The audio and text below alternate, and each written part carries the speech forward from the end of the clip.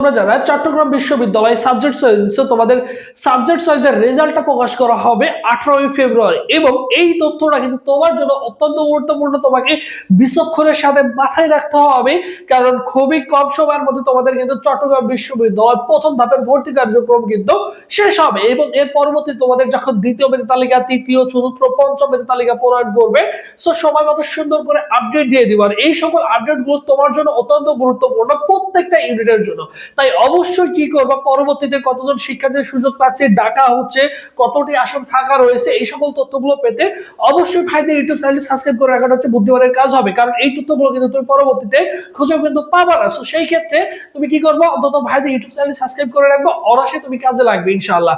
এবং দেখো, এই যে চট্টগ্রাম বিশ্ববিদ্যালয় এবং আমাদের ফেসবুক থেকে ভিডিওটা যদি দেখো, অবশ্যই ভাইদের অফিসিয়াল ফেসবুক পেজটি ফলো দিয়ে রাখবা। তাহলে দেখো, আমাদের চট্টগ্রাম বিশ্ববিদ্যালয় আপডেট নিউজ প্রথম মেধা তালিকার রেজাল্টটা মানে রেজাল্ট প্রকাশ করা হবে দেখো 18 ফেব্রুয়ারি। তোমরা কি করতে পারবা, নিজ ওয়েবসাইট লগইন করে তুমি কিন্তু তোমার কোন সাবজেক্টের জন্য মনোনীত হয়েছো, তুমি কোন সাবজেক্ট পেয়েছো সেই জিনিসটা তুমি কিন্তু পেয়ে যাবা। এবং যারা সাবজেক্ট পাবা না, হতাশ হওয়ার কোনো কিছু নেই, তোমাদের কিন্তু দ্বিতীয় ধাপে আবার ডাকা হবে, তৃতীয় ধাপে আবার ডাকা হবে, চতুর্থ, পঞ্চম, এভাবে কিন্তু তোমাদের ডাকা হবে। তাই নিরাশ না হয়ে অবশ্যই কি করতে হবে, অবশ্যই ধৈর্য ধরে থাকতে হবে, অপেক্ষা করতে হবে।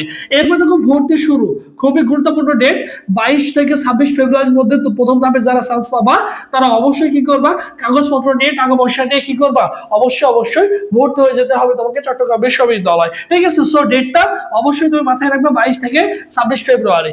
এবং দ্বিতীয় মেধা তালিকাটা কবে প্রণয়ন করা হবে, এই যে দেখো, দ্বিতীয় মেধা তালিকাটা কখন প্রকাশ করা হবে, 22 থেকে 26 তারিখ, যেহেতু ভর্তি কার্যক্রম শেষ হয়ে যাবে, দেখা যাচ্ছে আবার তোমাকে কি করবে, 1 তারিখের দিকে গিয়ে তোমাকে কি করবে, 1 তারিখের দিকে গিয়ে তোমাকে আবারও কি করবে, দ্বিতীয় মেধা তালিকাটার কিন্তু ফলাফলটা প্রকাশ করবে। ঠিক আছে, সো সেই ক্ষেত্রে হতাশ না হয়ে কি করতে হবে, অবশ্যই সাথে থাকতে হবে।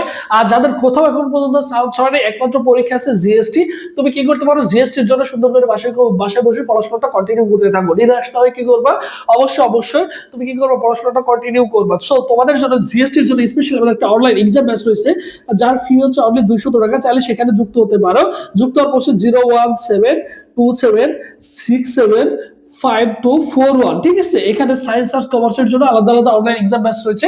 চাইলে এই নম্বরে হোয়াটসঅ্যাপে যোগাযোগ করবা, করে বিস্তারিত তথ্য জেনে তুমি চাইলে কি করতে পারো, যুক্ত হতে পারো বা ভর্তি হয়ে যেতে পারো, সুন্দর করে গুছিয়ে প্রিপারেশন নিতে পারো ভর্তি পরীক্ষার আগ পর্যন্ত। সো এই ডেটটা মাথায় রাখবা এবং তোমার যে ফ্রেন্ড সার্কেল আছে তাদেরকে জানিয়ে দিও যে ভর্তি কার্যক্রম কিন্তু শেষ হবে 22 থেকে 26। এই 22 থেকে 26 তারিখের মধ্যে যে শিক্ষার্থী উপস্থিত হবে না, তার কিন্তু ভর্তি ক্যান্সেল হয়ে যাবে। তার পরবর্তীতে ওই আসনটার বিপরীতে কিন্তু আরেকজনকে ডাকা হবে। এই তথ্যগুলো কিন্তু তোমার জন্য, প্রত্যেকটা শিক্ষার্থীর জন্য কিন্তু ইম্পর্টেন্ট। এবং দ্বিতীয় তৃতীয় ধাপে যখন আসবে, অবশ্যই তোমাকে কি করতে হবে, অবশ্যই মাথায় রাখতে হবে বিষয়টা, কারণ তুমি কোনো কারণে যদি মিস করে যাও, তোমার পরবর্তীতে কিন্তু আরেকজনকে ডাকা হবে। পরবর্তীতে তুমি হাজার চাইলেও কিন্তু তোমাকে আর সুযোগ দেওয়া হবে না। এই জিনিসটা মাথায় রাখতে হবে, বি কেয়ারফুল। সো সবাই ভালো থাকো, সুস্থ থাকো, পরবর্তীতে আবারও তোমাদের সাথে দেখা হচ্ছে।